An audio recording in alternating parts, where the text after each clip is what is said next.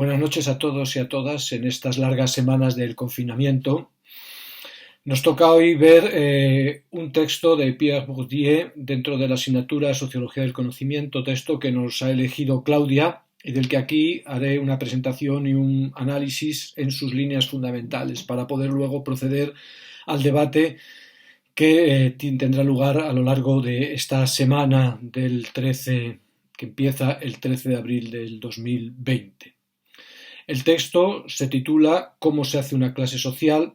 Y está en el libro traducido en el año 2000 y publicado en Bilbao por Descree Gruber, Poder, Derecho y Clases Sociales. El texto ¿Cómo se hace una clase social? Es uno de los textos, de unos textos disjuntos que conforman este libro y su fecha de datación es de 1982 aproximadamente. No lo he podido certificar porque tengo las referencias en el despacho. El texto que voy a presentar, gira en torno al debate entre el concepto y la realidad de la noción de clase social.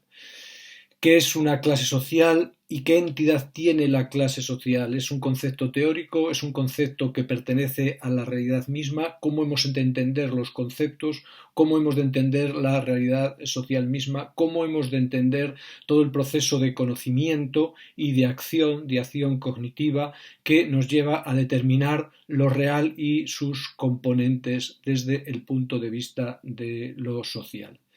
En este texto, que es un texto breve pero intenso, se nos presentan lo que son los conceptos fundamentales de la sociología de Pierre Bourdieu.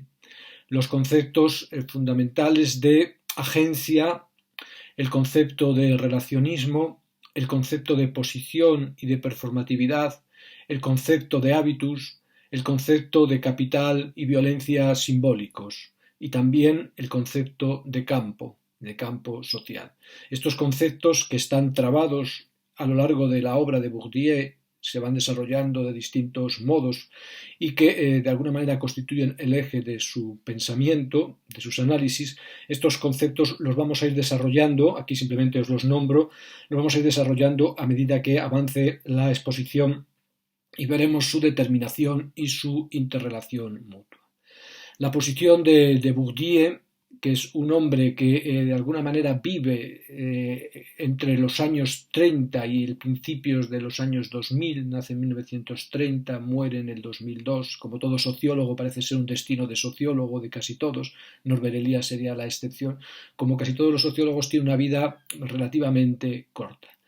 Su posición es una posición que está centrada al lleno en el marco intelectual francés de su época de floración, tanto de formación como de constitución de su pensamiento y de instauración del pensamiento propio en toda su potencia, que tiene lugar esta instauración en los años 70, 80 y 90 ya.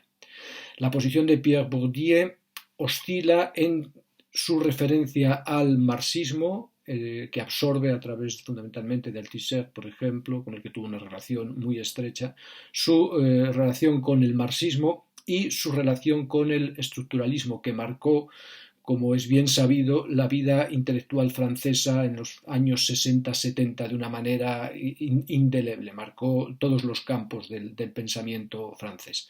Marxismo y estructuralismo, vistos de una forma peculiar, son los ejes o los puntos de arranque de su pensamiento, aunque él ya no es propiamente estructuralista y por supuesto ya tampoco es propiamente marxista.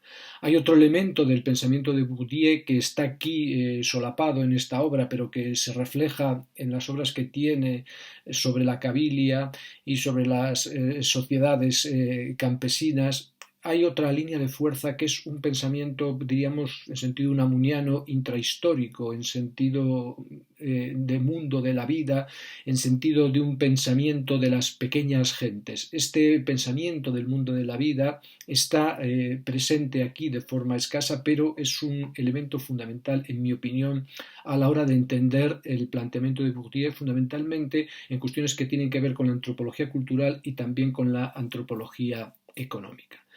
Una posición entonces marcada por el impacto tremendo que supusieron para la cultura europea de la posguerra el marxismo y luego el estructuralismo y la combinación de ambos. Veremos cómo estos dos momentos se van sucediendo en su pensamiento. Junto además con este elemento de intrahistoria, también típico de la formación francesa, lo veíamos en la escuela de los anales cuando hablábamos de Foucault, junto a estos pensamientos y se van desarrollando también otros que apuntan ya a lo que va a ser el gran debate francés de finales de los 80, principios de los 90, que es el debate sobre la posmodernidad. En el pensamiento de Bourdieu apuntan ya muchísimos elementos de la visión posmoderna, aunque en este artículo no están estructurados como tal, pero claramente se apuntan ahí. Veremos hasta qué punto su pensamiento llega a profundizar en estas cuestiones.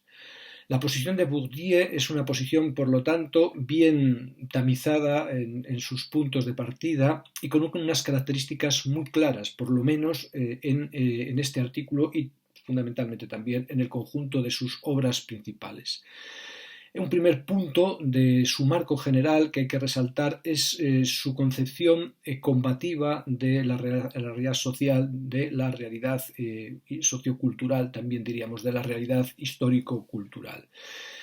Es este punto, el punto del combate, el punto del agonismo, un punto, lo hemos visto muchas veces, clave del pensamiento occidental, un punto que se reactiva fundamentalmente a partir de las filosofías del siglo XIX, es decir, a partir de las filosofías posteriores a la Revolución Francesa y fundamentalmente a las filosofías que se dan en el marco ya de la Revolución Industrial ya avanzado el siglo XIX. Este agonismo en Bourdieu es una de las estructuras fundamentales del campo de lo social. El campo de lo social es un campo de combate, un campo de lucha, en el que no lo dice claramente y aquí hay una oscilación.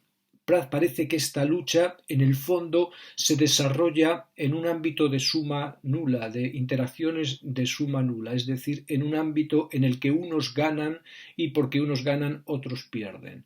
Este punto, que no está desarrollado temáticamente en esta obra, es un punto que deja a Bourdieu de alguna manera a las puertas del presente y de alguna manera también hace que sus análisis no sean estrictamente contemporáneos, en el sentido de que la contemporaneidad se abre precisamente a una noción de producción de la realidad social teniendo lugar en interacciones de suma no nula. Es decir, en el universo contemporáneo el elemento agonístico no es tan decisivo, tan delimitador como es todavía en este tipo de filosofías.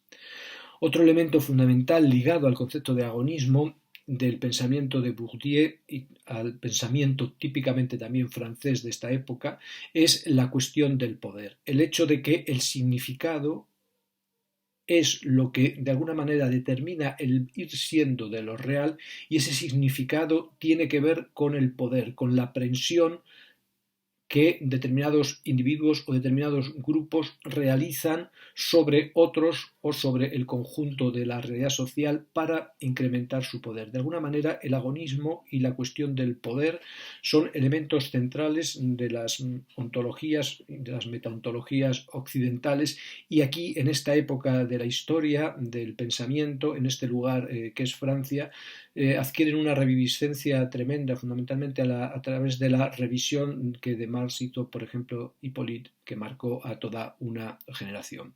Poder, entonces, como lugar de la significación, como estrategia y estructura de la significación. Un poder complejo, no tan complejo probablemente, no tan capilar como el poder Foucaultiano, pero un poder extremado, un poder extenso, un poder de alguna manera también múltiple. Este agonismo, esta forma de entender la determinación de la realidad social y sus conceptos y sus agencias como combate desde el punto de vista de un poder que instaura la significación preferente, debe mucho al hegelianismo. Bourdieu no es un pensador hegeliano, en sentido estricto. Veremos luego cuando analiza la cuestión de la conciencia de clase como determinadora de clase en Marx, que es un concepto también hegeliano de proveniencia. No es un pensador hegeliano, rechaza esta determinación realista, por decirlo así, que Hegel y Marx hacen de las estructuras sociales en cuanto a acontecimientos de realidad social, pero hay un hegelianismo muy profundo en el pensamiento de Bourdieu, un hegelianismo que no cristaliza en una filosofía de la historia, pero sí un hegelianismo que admite la dialéctica como estructura fundamental del darse de lo real, de la realidad, la circulación dialéctica, en la que la lucha por el reconocimiento, la lucha, diríamos, por la hegemonía, la lucha por imponer lo que él llamará el propio elemento simbólico, el propio capital simbólico, es determinante. Es un hegelianismo, sin embargo, que no tiene una filosofía de la historia porque no parte de una concepción de la realidad objetiva ni construible históricamente como una objetividad en proceso de determinación, sino que es un hegelianismo en gran medida trufado y determinado, dominado por elementos constructivistas. El pensamiento de Bourdieu es un pensamiento fundamentalmente constructivista, es decir, no está pensado sobre un referente objetivo, sobre un referente que está al principio o que está al final, sino que el pensamiento de Bourdieu es un pensamiento siempre en proceso, es un pensamiento siempre abierto, en el que no hay ninguna determinación determinante. Y cuando esta determinación determinante se alcanza, de alguna manera, se limita al mundo de la posibilidad, no se traspasa, como veremos, al mundo de la realidad. Es decir, el pensamiento de Bourdieu es un pensamiento fundamentalmente constructivista, pero en este constructivismo hay una tensión hegeliana en sus momentos interiores, por decirlo así, en sus momentos epocales. Además de este momento hegeliano y de este momento constructivista, hay también en el pensamiento de Bourdieu, lo iremos viendo luego en acto, hay una gran dosis de aristotelismo respecto al estatuto de las estructuras que se van determinando en el acontecer de lo social, el peso de estas estructuras y la característica de estas estructuras. Aunque no hay un realismo absoluto, de ningún modo, el constructivismo tampoco es absolutamente arbitrario, sino que el constructivismo de alguna manera tiene que tener un fundamento en la cosa. Por esto, la realidad social para Bourdieu ni está totalmente indeterminada ni puede estar totalmente determinada, como veremos. Hay aquí una oscilación muy aristotélica o de cuño muy aristotélico, de manera que los conceptos que vamos construyendo en la realidad social y la realidad social que vamos construyendo a partir de estos conceptos, de algún modo tiene un fundamento en la misma realidad, pero este fundamento no pasa a acto, por decirlo así, sino que se mantiene siempre en el ámbito de la posibilidad. Por otra parte también, y es muy llamativo porque contrasta con este elemento hegeliano y marxista que tiene Bourdieu claramente, por otra parte en Bourdieu hay hacer hincapié en un individualismo sistémico, un individualismo que él siempre recalca. Él habla de grupos sociales, pero siempre habla de los grupos ligados a los individuos. De alguna manera resulta curioso que en la sociología francesa de finales del siglo XX, el individuo, que ha sido el gran actor negado por la sociología de este corte, el individuo de alguna manera retorna, y retorna a través de una descripción muy potente. El individuo, por decirlo así, es fundamentalmente un agente y a la vez es un agente posicional. El individuo se define entonces por su posición, por su estatuto de lugar, pero a la vez se define por su capacidad de agencia. Es decir, el individuo no es un ser inerte, no es de alguna manera un destilado objetualizado de lo social, sino que el individuo tiene capacidad performativa, tiene agencia como característica distintiva. Este individualismo de corte performativo, este agencialismo, como os digo, es muy importante en toda su estructura. Otro elemento fundamental, ya lo nombré antes cuando hablaba del sesgo posmoderno que va adquiriendo el pensamiento de Bourdieu, otro elemento fundamental de su pensamiento es su camino hacia la desrealización. Bourdieu, de alguna manera, no renuncia al concepto de realidad, él habla de realidad social, pero distingue muy bien entre lo que sería el plano de la realidad, vamos a decirlo así, un plano que sería en sí un plano de objetos, un plano de determinaciones, distingue muy bien entre el plano de la realidad y el plano de la posibilidad. Y de alguna manera la sociología, aunque tiene un pie en la realidad, se mantiene más bien, como veremos, en el ámbito de la posibilidad, en la creación de artefactos y en la consideración de sus términos como artefactos creados que de alguna manera permiten explicar y permiten anticipar los elementos, los sucesos de la vida social, pero que en ningún momento pueden pasar en cuanto a constructos del ámbito de la posibilidad teórica al ámbito de la realidad en sí. De algún modo, entonces, el concepto de realidad no envuelve, esto es un tema que él no piensa a fondo probablemente porque todavía no está maduro el pensamiento antirrealista que madurará después. Es una cuestión que él, como os digo, no piensa a fondo, pero de alguna manera está latiendo ya aquí lo que va a ser después la evaporación del concepto de realidad.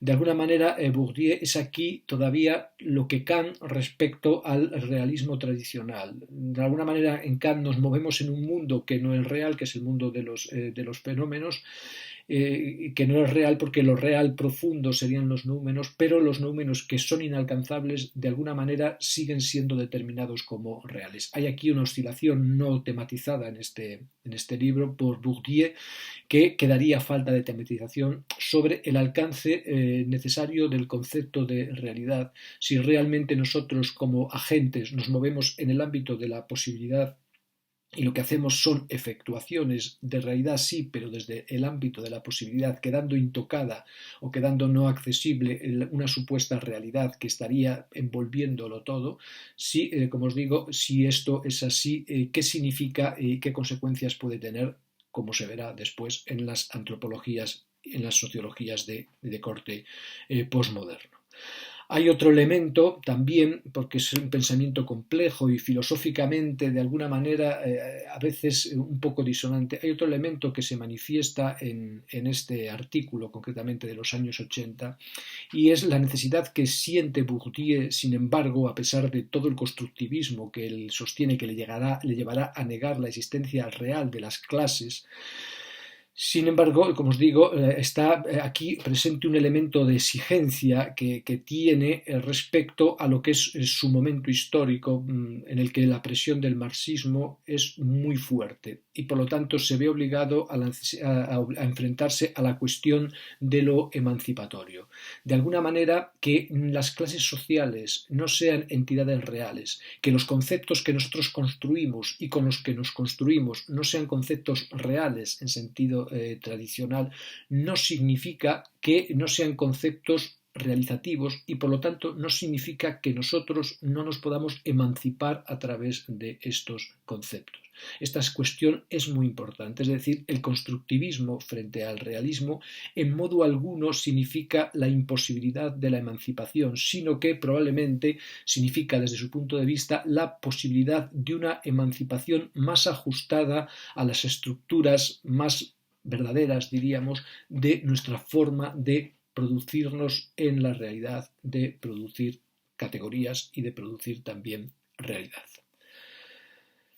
Bueno, esto como presentación general, como introducción general muy por encima, marcando solo los conceptos que luego nos van a ir apareciendo y que de alguna manera quedarán mejor vistos, quedarán explicitados a medida que vayamos hablando. El texto empieza poniendo sobre el tapete, poniendo sobre la mesa, y por eso nosotros estamos en sociología del conocimiento y por eso este texto es relevante aquí, poniendo sobre el tapete el problema del conocimiento en todo su espesor. ¿Qué significa el conocimiento? ¿Qué estructura, qué estatuto tiene el conocimiento? De algún modo nosotros sabemos que todavía aquí en Bourdieu estamos dependiendo de la distinción y la conexión que hizo Parménides entre pensamiento y ser, entre pensar y realidad. De algún modo, pensar y realidad se dicen conjuntamente y la estructura del pensar determina la estructura de la realidad, no sólo como contenido, sino como categoría, del mismo modo que la estructura de la realidad determina la categoría del pensar. Es decir, nosotros entendemos pensar y realidad uno desde el otro y uno por el otro. De algún modo no hemos conseguido todavía salir de esta referencia, salir de esta estructura profunda. Y sin embargo, en este tipo de sociologías, en este tipo de antropologías, en este tipo de filosofías, se va viendo paulatinamente el ir saliendo, la necesidad de ir saliendo de esta estructura que sin embargo todavía nos retiene. Por eso os digo que el pensamiento de Bourdieu todavía no es un pensamiento totalmente posmoderno, va hacia aquí, pero de algún modo se percibe en su obra la insuficiencia de esta codeterminación, de esta construcción mutua, de esta ficción que nosotros hacemos valer por estructura real. La sociología del conocimiento, entonces, la sociología pone el problema del conocimiento sobre el tapete en todo su espesor. El conocimiento como acto, el conocimiento como lógica, el conocimiento como contenido y fundamentalmente el alcance del conocimiento, el conocimiento como alcance. Pone sobre el tapete el problema del conocimiento como un acontecimiento dialéctico, es decir, no como una estructura especular, sino como un acontecimiento profundamente dialéctico, circulante, como un acontecimiento no lineal. Un pensamiento que está hecho por sujetos que conocen y para sujetos que conocen. Un conocimiento, entonces, que no está remitido sin más a una estructura profunda de la realidad según una lógica verdadera. El problema del conocimiento va ligado entonces al problema de la realidad, el problema de la multiplicación de las estructuras del conocimiento y la disolución de la potencia entitativa de lo que llamamos conocer es también una disolución correlativa de lo que llamamos realidad. De algún modo, nosotros sabemos ya desde la sociología que lo construido por la realidad social se usa para la construcción de la realidad social. No hay cierre, entonces, pensamiento y ser, concepto y objeto, por decirlo así, no se dan como elementos que se saturan y se suturan a la vez, sino que son poiéticos, autopoiéticos, mutuamente poiéticos. Lo construido por la realidad social se usa para la construcción de esa realidad misma. Estamos aquí asistiendo a todo este enorme proceso de vitalización que ya llevamos tiempo viniendo a él, que irrumpe desde finales del siglo XIX y a lo largo de todo el siglo XIX como preparación. No hay, por tanto, entonces, una oposición radical entre la subjetividad y la objetividad, porque subjetividad y objetividad no son dos polos, sino son un entramado que aflora, si queremos así, en un momento dado en estos dos elementos. No hay oposición tampoco, entonces, entre una visión constructivista, una visión creativa, aunque siempre con fundamento en la cosa, como diría Aristóteles y de Bourdieu, no hay una confrontación radical entonces entre una visión constructivista de la realidad y una visión estructuralista, una visión de corte objetivista. De algún modo, como ya nos dijo Ortega, nosotros estamos entrando en un proceso de conversión de la razón, conversión del lenguaje, conversión del concepto en vitalidad y estamos también en un proceso de pensar o de alguna manera manejar una vida que escapa al concepto, pero que sin embargo de alguna manera también se dice, habrá que ver de qué manera, como concepto. El objetivismo nos mostraba la ilusión de la posibilidad de una discontinuidad en el orden de las cosas, en el orden de los procesos. El objetivismo sería la posibilidad de una ruptura y por lo tanto la construcción de una delimitación de la experiencia inmediata y nos diría que los agentes de la vida social son objetos y tienen la estructura objetual. Mientras que el subjetivismo, que se da desde la fenomenología, nos dice hasta los métodos más etnográficos, en el subjetivismo el agente, y este es el concepto fundamental, siempre aparece aquí ya, el agente construye la realidad social y de alguna manera su experiencia inmediata, su experiencia primera es válida. Para Bourdieu, como ya queda claro, esta oposición entre un subjetivismo y un objetivismo, entre una continuidad y una discontinuidad radicales, es falsa. De algún modo, los agentes son clasificados y son clasificadores, son sujetos y son objetos. Los agentes se hacen y son hechos, los agentes hacen y son fabricados mediante un proceder, como ya veíamos antes, circulante, mediante un proceder iterativo y recursivo. Y hacen esta construcción y este construirse, lo hacen no en abstracto, no como almas, sino lo hacen desde una posición, es decir, el sujeto social, el agente social, no es un individuo flotante en un mar social sin más, sino que es un agente posicionado ya en unas estructuras, en unas clasificaciones conceptuales, unas clasificaciones que son primariamente conceptuales antes incluso que reales, por decirlo así. Para intentar desglosar esto, divide su exposición Bourdieu en un doble momento, un momento objetivista, que es el momento más largo, y un momento subjetivista, pero en el fondo el discurso es continuo. En este primer momento objetivista, lo que trata de mostrarnos es que la clase es una construcción teórica bien fundada, es decir, es una posibilidad muy potente, una posibilidad que tiene fundamento en la cosa, pero que no existe como cosa, no tiene una estructura de realidad en el mundo, no hay un mundo de realidades como la clase social. Este momento de la clase, de pensar la clase, viene dado, como ya vimos antes también, por la exigencia en la que Bourdieu también está inmerso de algún modo por su educación y por su momento político, la exigencia del marxismo, que plantea esta cuestión de la clase como un momento fuertemente decisivo de la vida política. Desde el marxismo, la cuestión de la clase es capital, como ya hemos visto también nosotros en nuestras exposiciones, y por lo tanto importa mucho en el momento en que Pierre Bourdieu escribe este texto, en el momento en el que él reflexiona, determinar cuál es el estatuto de la clase social, porque esta posición de alguna manera se compone o combate o modula o mitiga la posición marxista y de algún modo también tiene importantísimas repercusiones en la acción política contemporánea. Por lo tanto, es una cuestión de gran importancia determinar si las clases sociales u otro tipo de divisiones de esta modalidad existen en realidad o son una mera construcción. Y si son una construcción, ¿qué tipo de construcción son? ¿De qué tipo de construcción estamos hablando? Bourdieu rechaza la estructura misma de la pregunta.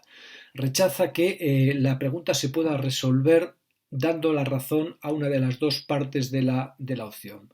Porque, de algún modo, nosotros, dice él, estamos fuera del horizonte en el que se plantea la existencia o la inexistencia, el sí o el no en la realidad de las clases sociales. Porque esta pregunta exclusiva, excluyente, es una pregunta que supone una ontología de corte esencialista, es decir, una ontología que piensa que lo real está compuesto por objetos, por entidades recortadas que entonces existen o no existen. Bourdieu afirma, con razón, que la ontología del momento no puede ser una ontología de corte sustancialista y por lo tanto la respuesta no puede ser sí o no a la existencia de las clases sociales, sino que la ontología del presente es una ontología relacional y por lo tanto la cuestión de la existencia o no de las clases sociales es una cuestión más matizada, es una cuestión que se plantea en un horizonte diferente, en un horizonte bastante distinto. Por lo tanto, se nos propone abordar la cuestión de la estructura de las clases o, dicho de otra manera, la posibilidad de que el campo de lo social esté articulado con determinantes que no solo son teóricos, sino que corresponden con objetos. Se nos propone entonces analizar estas cuestiones desde un punto de vista relacional. Lo que se dice es que, de alguna manera, en el pensamiento relacional, lo que se rechaza es la construcción de entidades de tipo homogéneo y lo que se afirma es un espacio basado en la noción de diferencias. Por lo tanto, el espacio social no es un espacio de objetos sociales, sino es un espacio de diferencias sociales. Estas diferencias entonces constituyen un espacio, que es el espacio social, el campo social. Este concepto de campo es un concepto fundamental en el pensamiento de Bourdieu. Estas diferencias constituyen un campo de posiciones que de algún modo son externas entre sí, son posiciones respectivas, están articuladas como relaciones de esta forma externa y por lo tanto se definen por su distancia relativa. Es decir, nosotros no tenemos entidades que tienen unas características, sino que tenemos distancias relativas en las cuales entonces pueden acontecer luego lo que nosotros llamamos objeto. Pero el sustrato, por decirlo así, la estructura del campo de lo social es de alguna manera fundamentalmente esta estructura, este espacio de las diferencias, este espacio de distancias relativas. Esta es una posición que le debe, como ya se ve, muchísimo al estructuralismo, donde de alguna manera las palabras no se definen tanto por un significado diferente por lo que son, sino también fundamentalmente por un conjunto de negaciones, de oposiciones, por lo que no son. De alguna manera, entonces, el espacio social es un espacio de distancias relativas, de distancias respectivas, y por lo tanto es una realidad estructural, no una realidad objetual. Y esta realidad estructural, de algún modo, se compone como un conjunto de relaciones constantes en un espacio-tiempo dado. Es decir, estas conexiones, estas diferencias en distancia relativa, en su conexión pueden variar con el tiempo diacrónicamente, pero de algún modo sincrónicamente son constantes en el tiempo que queremos determinar y en esa constancia estructural son a menudo invisibles. Por lo tanto, dice, siguiendo a Strawson, no existen clases sociales como objetos, como realidades en sí mismas, sino que existe un espacio social de objetos en recíproca externalidad, una externalidad de diferencia, en el cual nosotros podemos construir el concepto luego de clase social, pero solo a nivel conceptual, por decirlo así, no a nivel de entidades sustanciales. La ciencia, la sociología, entonces, nosotros lo que tenemos que hacer es reconstruir o construir este espacio multidimensional de relaciones o un espacio multidimensional de relaciones que nos permita explicar y predecir el mayor número de diferencias. Es decir, la mejor teoría sociológica es la que determina el mayor número de relaciones entre externalidades, de constancias, de diferencias. Y, en segundo lugar, no solo el hecho fáctico de determinar diferencias, esta o aquella, en esto o en lo otro, sino, sobre todo, determinar lo que son los principios de diferenciación. A partir de qué principios, de algún modo, se da esa diferenciación, es decir, una estructura de corte más formal todavía. Y la determinación de estos principios de diferenciación, que de alguna manera componen la estructura profunda del campo de lo social como relación entre diferencias en distancia relativa, lo que de alguna manera nos dice lo que es este principio de diferenciación es el poder, el descubrimiento del poder que en este universo es capaz de determinarlas. Es decir, nosotros tenemos que descubrir los poderes que son lo que él llama formas de capital, es decir, el capital entonces es un poder o es el poder que crea determinaciones de diferenciación en este universo. Entonces, la sociología, la filosofía, debe descubrir las formas de capital, los poderes que efectúan, que son performativos en este universo. Estos poderes, entonces, realizan la estructura de lo social en lucha, en combate, porque los poderes, los capitales, luchan por apropiarse de unos bienes escasos y el bien fundamental va a ser la determinación de lo que es, la denominación, el nombramiento, la construcción de un aparataje teórico que de alguna manera realice los cuerpos, por decirlo así, y sus interacciones en el sentido que desea. Estos bienes entonces son escasos. Estamos en un universo competitivo que apunta a la suma nula. No quiere decir que sean cerrados, pero la palabra escasos lo dice bien. Es un universo entonces caracterizado por un conflicto en la construcción del estructuralismo mismo, en la construcción de lo estructural mismo, de los principios que diferencian, de los principios de diferenciación.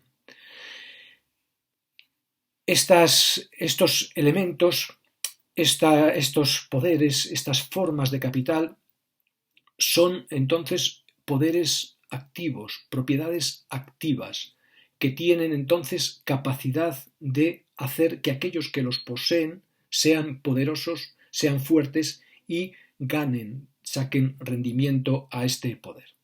Estos capitales, estos poderes, estas formas que de alguna manera realizan la categorización teórica y la efectuación práctica, la eficiencia de nuestro universo, son fundamentalmente tres tipos de capital, que se cierran en uno, por decirlo así. El primer tipo es el capital económico, lo conocemos ya desde el marxismo, y en este sentido Bourdieu absorbe las enseñanzas del pensamiento marxista. En segundo lugar está el capital cultural, distinto del capital económico, parcialmente distinto por lo menos. El capital cultural es la información que un actante o un conjunto de actantes posee, ¿no? La ventaja informacional. En tercer lugar estaría el capital social, que se suma al capital cultural y al capital económico. El capital social son las conexiones que un actante o un grupo, una agrupación de actantes tiene, las relaciones, los contactos. El último tipo de capital, el cuarto tipo sería, pero es un capital que envuelve de alguna manera a los otros tres, es el capital simbólico. El capital simbólico es la forma, dice Bourdieu, que adoptan los distintos tipos de capital una vez reconocidos y percibidos como legítimos. Es decir, el capital simbólico es, por decirlo así, el capital triunfante. Es aquella dotación que te permite crear realidad de la forma más potente, más amplia posible. Es la mayor apropiación de creación de realidad y de fabricación y de ordenación de cuerpos posible, diríamos nosotros. El capital simbólico es la forma que engloba a todas las demás una vez que los distintos tipos de capital son reconocidos y son percibidos como legítimos, es decir, cuando pueden ya legislar, cuando pueden gobernar. Los agentes, los distintos actantes, los actores en el espacio social, entonces se describen, se posicionan, y en esto consiste su posición en el campo social, en el espacio social, según el volumen global de capital que poseen, pero no solo según el volumen global sin más, sino según el peso relativo que tiene cada capital, sobre todo los capitales económico y culturales, y también según la evolución espaciotemporal que llevará a pérdidas o a ganancias relativas de los dos capitales, de los dos pesos anteriores, de las dos distribuciones anteriores. Dice Bourdieu en este momento del texto, y es fundamental, porque nosotros hemos refinado tanto el análisis, lo hemos puesto tan cerca, que parece que de aquí sea fácil saltar a la realidad, que sea legítimo sustantivar este análisis que estamos haciendo, convertir las relaciones en entidades, pero no es así. La estructura del universo sustantivo muere con el universo sustantivo. Los significados de lo sustantivo como en sí mueren con el universo sustantivo. El universo relacional, el universo respectivo, el universo de la composición de las diferencias, de la composición de las externalidades, es un universo que no se categoriza según los esquemas del universo sustantivo y por lo tanto tiene una lógica distinta. Y la lógica de este universo relacional impide que pase a convertirse en entidad, que pase a convertirse en realidad. Por lo tanto, los agentes en el espacio social que se agrupan a partir de una comunidad de las diferencias no forman una clase social objetivamente constituida. Bourdieu prohíbe metodológicamente hablar de grupos reales objetivamente constituidos con estas características. De algún modo, y lo sostiene paradójicamente, irónicamente, cuanto mejor es la teoría, es decir, cuanto más diferencias descubre, cuanto más principios de diferenciación pone y cuantas más diferencias explica, tanto mayor es la tentación de convertir esta teoría en estructura de la realidad. Pero no, la teoría sigue siendo teoría. La teoría no pasa al ámbito de la realidad. El constructivismo es inviolable.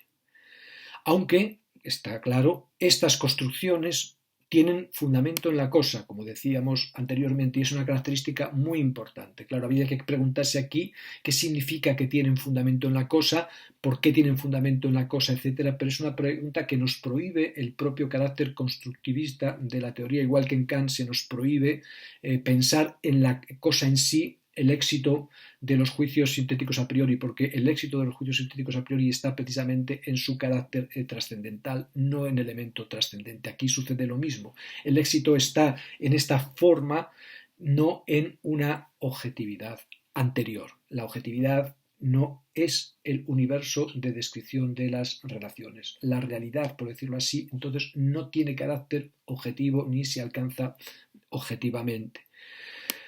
Por lo tanto, entonces, aunque son construcciones con fundamento en la cosa, y claro, aquí nos queda la pregunta por la realidad y para qué necesitamos seguir hablando de realidad, si esta realidad constituye una referencia excesivamente general, pero esa es una cuestión que se plantearía años después. Entonces, como digo, aceptamos que son construcciones con fundamento y tenemos que seguir aceptando que lo que miden, lo que describen de alguna manera, son respectividades, son distancias relativas, son estructuras, son elementos no objetuales. Por lo tanto, entonces, desde aquí es de donde reagrupamos, donde podemos agrupar a los individuos en clases.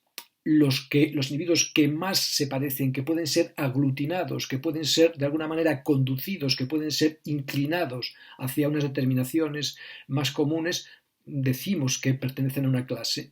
Los que más se parecen, entonces, los que más de alguna manera rasgos o posición comparten, se dice que están adscritos a una clase. Pero esta construcción y esta exhibición del espacio social oscurece el propio espacio social cuando nosotros, como ya decimos, lo buscamos objetivar, porque la posición del espacio social, de este espacio de diferencias, no es una posición objetiva.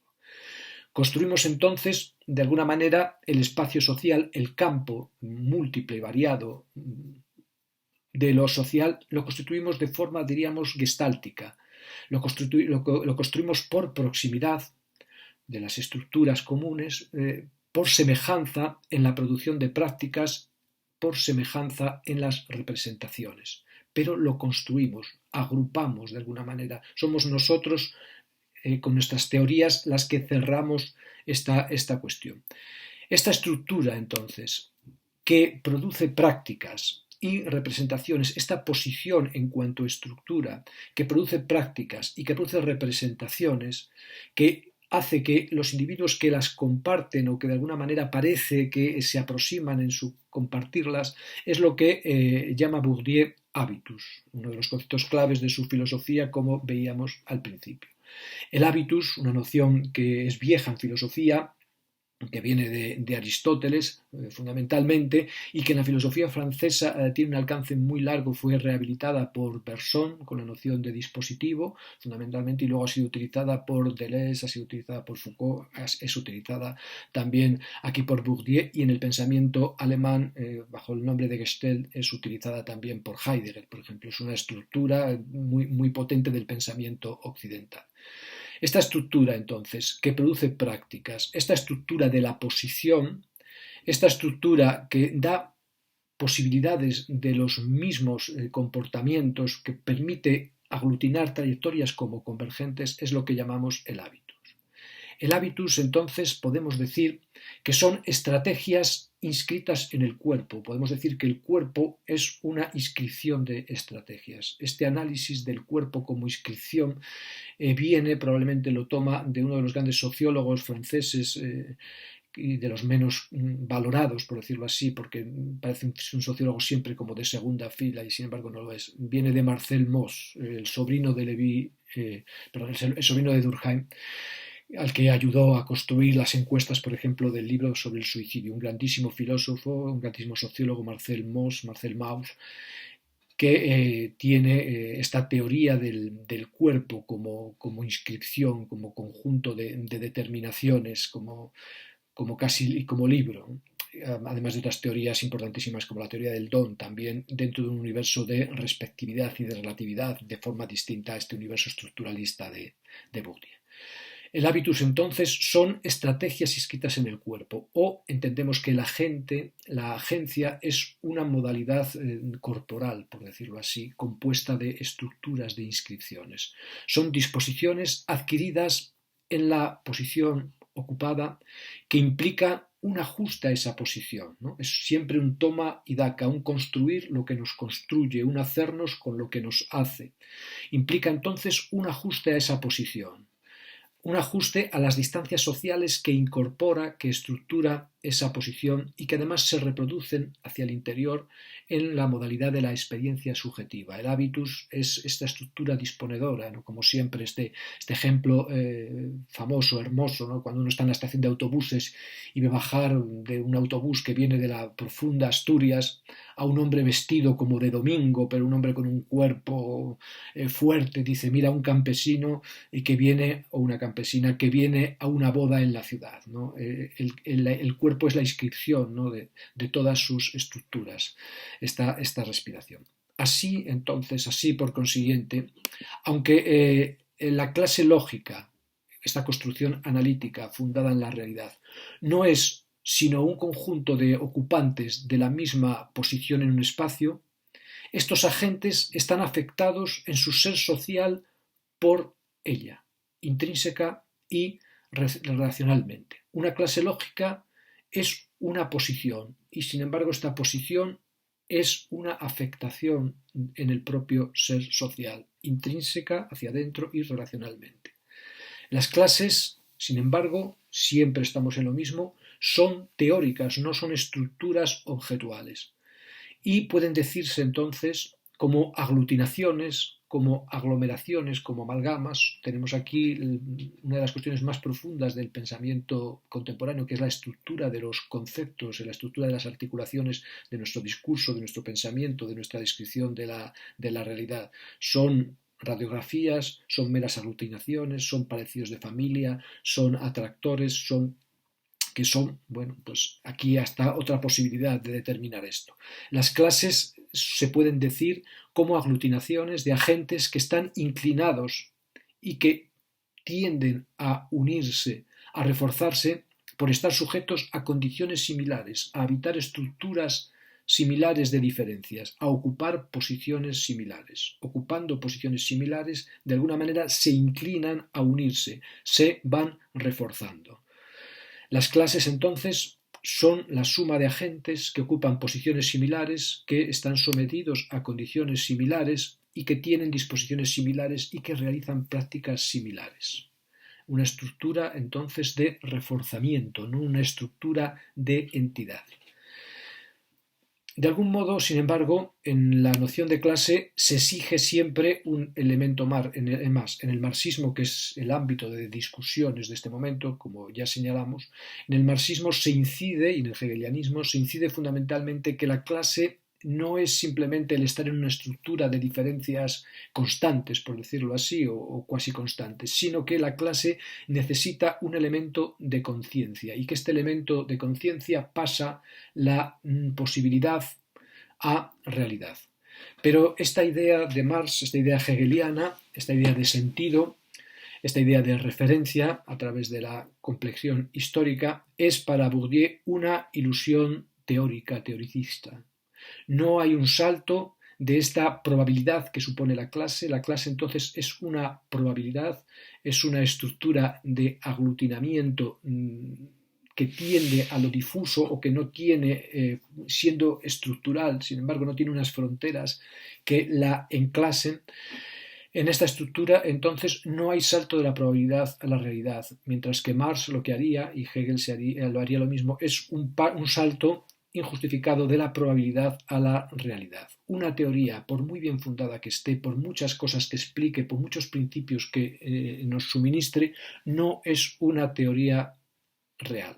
Nos vivimos aquí en un universo también francés de Pierre Diem, vivimos en el universo de la infradeterminación, porque las clases como construcciones teóricas compiten con otros principios de juntar y de separar en el espacio social, con otros principios construidos y constructores también.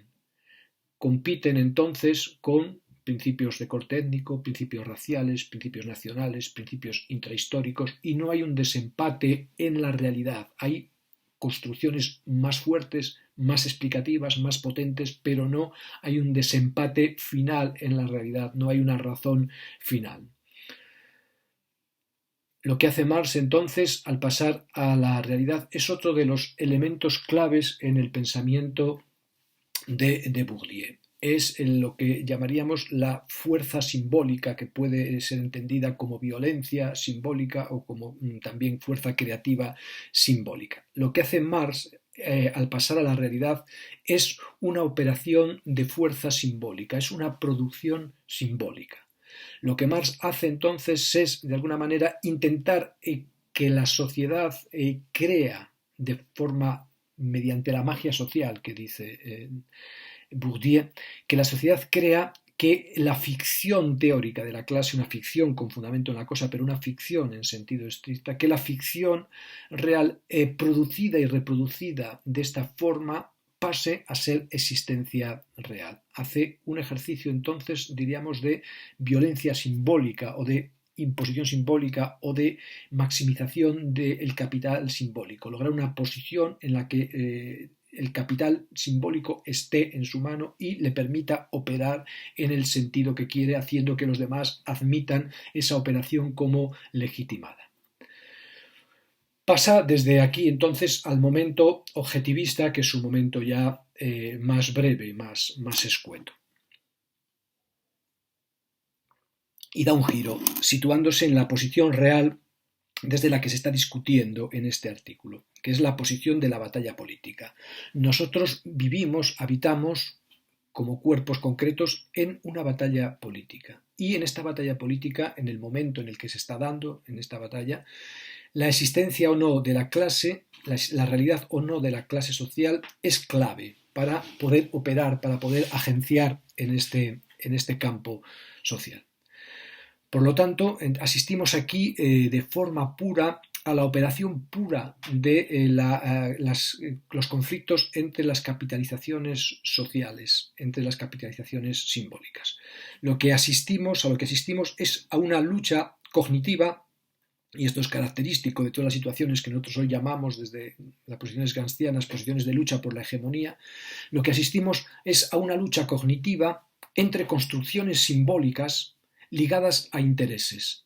Una lucha en la que cada construcción quiere que sus clasificadores, que son a la vez activos, que son a la vez productores de cuerpos, en el que cada construcción simbólica, cada agente como individuo o cada agente en cuanto aglutinado con otros, lucha porque sus clasificadores, sus instrumentos teóricos, sus constructos sean valorados, se constituyan en valores y sobre todo en valores performativos, más de lo que ya son en su propio cuerpo, en su propio grupo.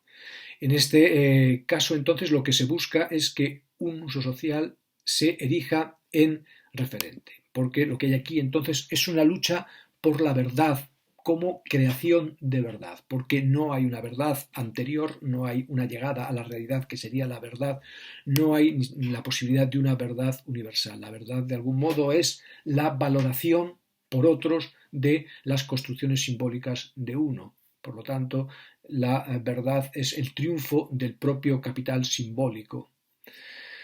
en cada caso, siempre en cada caso y siempre de forma cambiante, porque históricamente lo que hay entonces es un sucederse de capitalizaciones simbólicas, porque si lo que hay siempre es una estructura relacional de diferencias, esa estructura no es tanto un contenido que va cambiando, sino una estructuralidad que admite distintas modalidades. La realidad entonces que no nos permite desempatar no está ni completa ni incompletamente determinada. De ahí la posibilidad de estos conflictos, de ahí la necesidad de estas luchas y de ahí la estructura profunda de lucha por el poder que envuelve las formas de vida en el campo social, la campalidad social. Cuando de algún modo se consigue, debido a la desigualdad de poder de los agentes, debido a la violencia entonces simbólica, se consigue imponer algo de este tipo de capital simbólico, parece entonces que en este lugar hay una estructura fuerte, una estructura real. Y por lo tanto podemos decir que en los polos de este campo hay una estructuración cuasi objetual, cuasi objetiva. Sin embargo, aun siendo así en muchas ocasiones, o en casi todas las ocasiones, en todo campo social, en la sociedad como campo, hay una indeterminación, una ambigüedad profunda en las posiciones intermedias. Es decir, al no poderse cerrar la realidad en cuanto tal, siempre hay una ambigüedad inscrita en ella.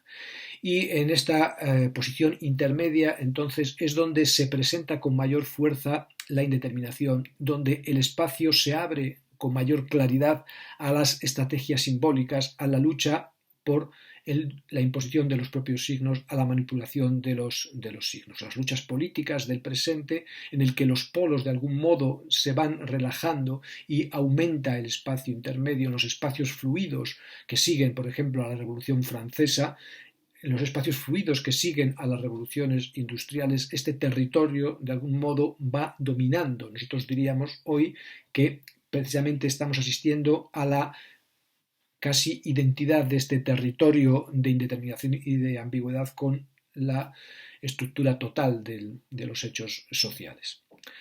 La clave para hacerse con el dominio, con la imposición del capital simbólico propio, es conseguir que esta posición, que esta estructura pase a la legalidad y se convierta en institución, pase a tener poder para nombrar de forma Carl-schmittiana. Carl-Schmitt decía, ¿no?, que el nombrar es poseer, es tomar. El Namen, dar nombres, Nemen es capturar.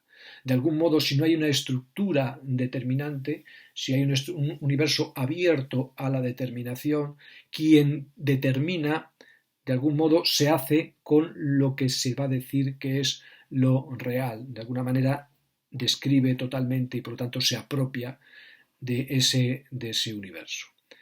La clave entonces es el poder para nombrar y la clave en nuestras sociedades es alcanzar la posición de Estado con su ejercicio monopolístico de la violencia, como decía Max Weber, referida a la violencia física, pero también con su ejercicio monopolístico respecto a la violencia simbólica. En nuestras estructuras actuales piensa Bourdieu, y lo piensa también porque concibe esta estructura como una lucha en un ámbito cerrado, la máxima capitalización simbólica, el máximo momento de violencia simbólica, que es construcción máximo de realidad desde un sistema de posiciones, de referencias, se da en el Estado, ¿no?, en cuanto en él se absorbe la violencia simbólica, toda la violencia simbólica tiene el monopolio de ella. Por eso, entonces, la batalla es por hacerse Estado, por conquistar el Estado, como diría Lenin. La batalla es por conquistar el Estado como potencia simbólica, como poder de simbolización.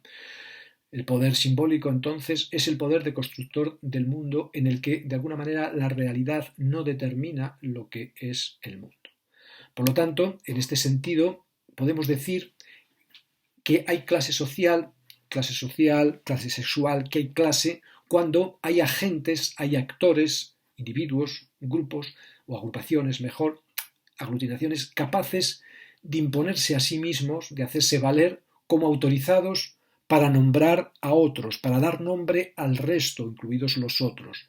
Y estos otros, entonces, incoadamente, reconocen este acontecimiento, la estructura, ¿no?, del dominio, la estructura del señorío, lo reconocen entonces este señorío enclasándose, haciéndose clase de algún modo mediante esta sumisión, mediante esta obediencia. Esta, dice Bourdieu, es la única forma de existencia que puede poseer un grupo y depende, por lo tanto, del capital simbólico que, como veíamos, acumula los demás capitales, el económico, el social, el informacional, el cultural, etc. Y depende del capital simbólico acumulado por los que aspiran a imponer su visión. Y claro está, entonces surge la pregunta, porque estamos en un horizonte determinado también por las discusiones del marxismo y, por lo tanto, si esto es así, los dominados, ¿qué tienen que hacer? Simplemente enclasarse y constituirse, no desde la conciencia, sino desde el dejarse nombrar como una clase subordinada en este sentido teórico, pero que tiene efectos de producción de cuerpos, efectos altísimamente performativos. ¿Qué deben hacer los dominados o qué les cabe hacer? Los dominados, dice Bourdieu, son dominados mientras usan las categorías impuestas, mientras aceptan dóxicamente las categorías asignadas. Recordemos, por ejemplo, el rechazo a adoptar estas categorías impuestas que tiene lugar en el pensamiento postcolonial, por ejemplo, ¿no?, en el de Buenaventura de Sousa, con las epistemologías del sur. Hay un rechazo entonces, o tiene que haber, si el dominado quiere rebelarse frente a esta violencia simbólica, tiene que haber un rechazo del uso de categorías impuestas y también de forma más profunda, no solo un rechazo óntico de estas descripciones que pasan como objetos de realidad, sino fundamentalmente el rechazo del principio que subyace aquí, la teodicea de los dominantes, la justificación general de los dominantes sobre su propio dominio. Por lo tanto, los dominados tienen que rechazar las categorías impuestas y tienen que rechazar la lógica de la teodicea de los dominantes. Bourdieu, siguiendo a Hegel en sentido hegeliano, en el sentido de la dialéctica entre el señor y el siervo, donde el señor domina al siervo, sí, pero el siervo es el que trata con la tierra y a partir de ese trato con la tierra se desalienará, mientras que el señor permanece en la alienación hasta que el siervo le desaliene. Los dominados, dice, poseen un conocimiento práctico, una autoridad práctica, son agentes, tienen una agencia también. Y este conocimiento práctico, este tocar en las cosas, es susceptible, y aquí Bourdieu es marxista, ¿no?, cuando Marx dice que hay que poner una cabeza en el corazón proletario, y en el fondo entonces de alguna manera reproduce la teoría de la clase como conciencia y por lo tanto de alguna manera desequilibra también algo de lo que he dicho antes. Los dominados, dice, tienen un conocimiento práctico, una autoridad práctica, sobre el que una denominación se puede construir y cuanto más apoyada en la realidad, más potencia tendrá esta denominación, que a la vez puede ejercer el efecto teórico de una revelación. Es decir, en el ámbito de los dominados, por tener este ámbito una agencia práctica, cabe entonces la construcción de una teoría que revele entonces la estructura profunda de capital simbólico que está aquí y que permite entonces sacudirse este dominio en cuanto pasa a ser constitutiva esta conciencia de una posición, de una nueva relacionalidad. Cuando está bien fundado en la realidad, dice Bourdieu, el nombramiento encierra verdaderamente un poder creativo. Realmente es lo que es el nombramiento, es un poder performativo, un poder de agencia, un poder de fabricación de la posición, un poder de determinación y de remoción de hábitus, por decirlo así. De algún modo, entonces, esta revelación crea, dice, lo que ya existe como posibilidad y lo coloca no en el nivel de realidad, que sería la tentación que tendríamos nosotros, la tentación que tuvo Marx, sino en el nivel de autoridad teórica, es decir, en el nivel de capitalización simbólica que permite entonces luchar por la hegemonía y producir realidad. Es decir, no hay una bajada de nivel, la conciencia no es una incorporación en la realidad, sino que esta revelación, esta conciencia es la incorporación en el elemento simbólico, en la potencia de lo simbólico como performativo, que es el máximo grado de performatividad que se puede conseguir. No pasa entonces a realidad, sigue siendo posibilidad, aunque es una posibilidad realizativa, una posibilidad que efectúa. No hace falta ser realidad objetiva para ser fecundo, para efectuar. Es la posibilidad capitalizada la que efectúa. Por lo tanto, es una efectuación no sustantiva, es decir, es una efectuación que lo que produce no son entidades, sino relaciones, respectividades, estructuras de diferencia. Y esta posibilidad es una posibilidad que es sincrónica y que es operativa también diacrónicamente. Es decir, es una posibilidad que está en el ámbito de la infradeterminación, es decir, no sale de un ámbito de una hegemonía, no se impone como discurso verdadero, absoluto sobre la realidad, y en ese sentido está infradeterminada y además es cambiante diacrónicamente, es decir, no es siempre la misma, no hay una verdad ni sincrónica ni una verdad diacrónica. Lo que existe es una relacionalidad y toda verdad acontece en este nivel de las relaciones entre diferencias. Está aquí probablemente la posibilidad más potente de emancipación que Bourdieu es capaz de concebir. Hasta aquí la exposición.